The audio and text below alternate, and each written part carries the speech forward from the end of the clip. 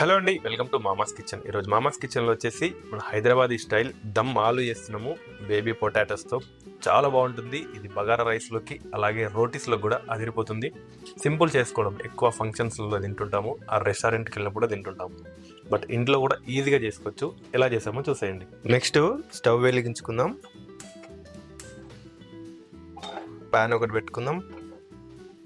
Pan కొద్దిగా heat అయిన తర్వాత దీంట్లో ఒక గుప్పెడు జీడిపప్పు, అలాగే కొంచెం సాజీరా, ఒక 4 ఇలాచీలు, కొన్ని గసగసాలు, ఒక మరాఠీ మొగ్గ, ఒక 4 త్రిపల, కొంచెం దాల్చిన చెక్క, ఒక స్టార్ పువ్వు, 4 లవంగాలు, అలాగే కొన్ని మిరియాలు, ఒక జాజి పువ్వు.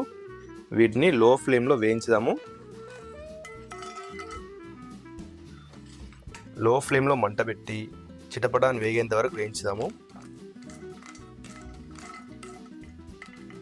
మసాలాల నుంచి మంచి స్మెల్ వస్తుంటుంది వేగినప్పుడు. అప్పుడు స్టవ్ ఆఫ్ చేసుకొని పక్కన పెట్టేసుకొని చల్లారిన తర్వాత మిక్సీ జార్లోకి తీసుకొని కొన్ని వాటర్ యాడ్ చేసి మెత్తని పేస్ట్లా గ్రైండ్ చేద్దాం. నెక్స్ట్ ఒక బౌల్లోకి 200 గ్రామ్ పెరుగు తీసుకున్నాను నేను. దీంట్లోకి ఒక కప్పు పుదీనా తరుగు. పుదీనాతోని మంచి టేస్ట్ వస్తుంది. అలాగే కొద్దిగా కొత్తిమీర, సన్నగా తరిగిన పచ్చిమిర్చి ముక్కలు, 2 పచ్చిమిర్చి సన్నగా తరిగాను, అది యాడ్ చేసా. అలాగే కొద్దిగా పసుపు, అలాగే ఒక స్పూన్ కారం పొడి. కారం మీరు తినేదాన్ని బట్టి యాడ్ చేసుకోండి. అలాగే మిక్సీ పట్టుకున్నాం కదా, మెత్తగా గ్రైండ్ చేసాను, వాటర్ యాడ్ చేస్తూ ఇది యాడ్ చేద్దాం. దీన్నంతా కలిపేసుకుందాం. తీసి పక్కన పెట్టుకుందాం దీన్ని.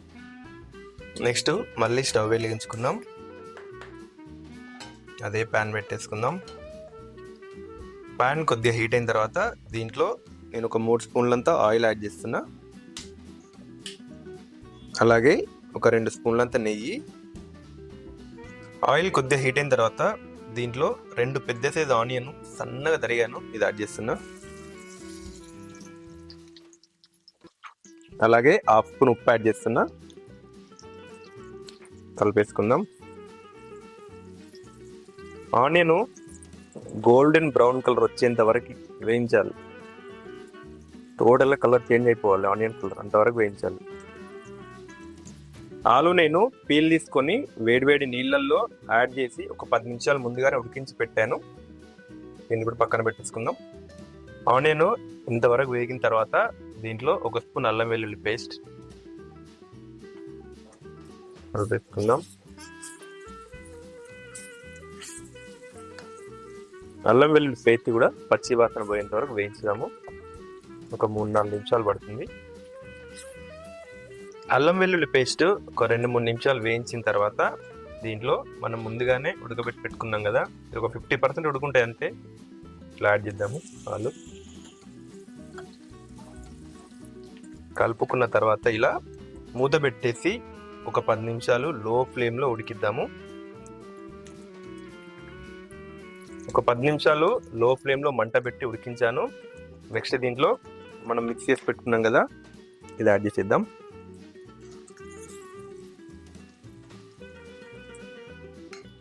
పెట్టుకుందాం.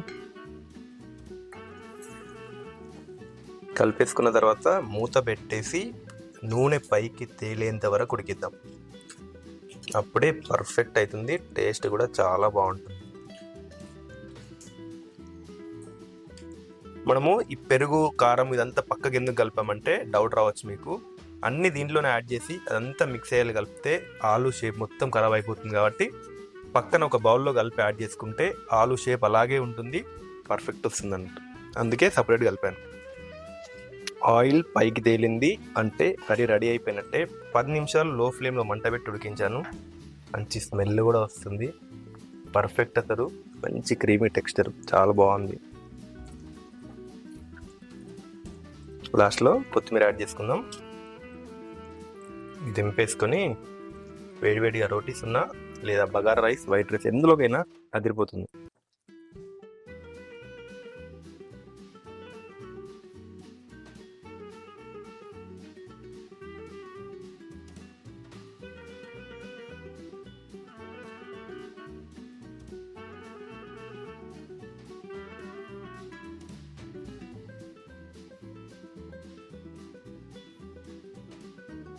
దమ్మాలు టేస్ట్ చేద్దాము.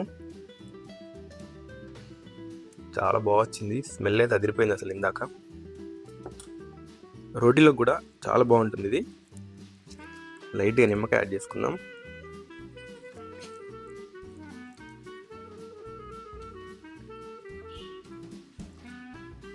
సూపర్, అసలు చాలా బాగుంది.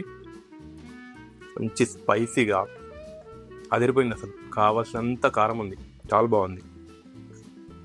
ఇలాంటి రెసిపీస్ కోసం మా ఛానల్ని సబ్స్క్రైబ్ చేసుకోండి. అలాగే ఈ రెసిపీని మీ ఫ్రెండ్స్ అండ్ ఫ్యామిలీస్తో షేర్ చేసుకోండి.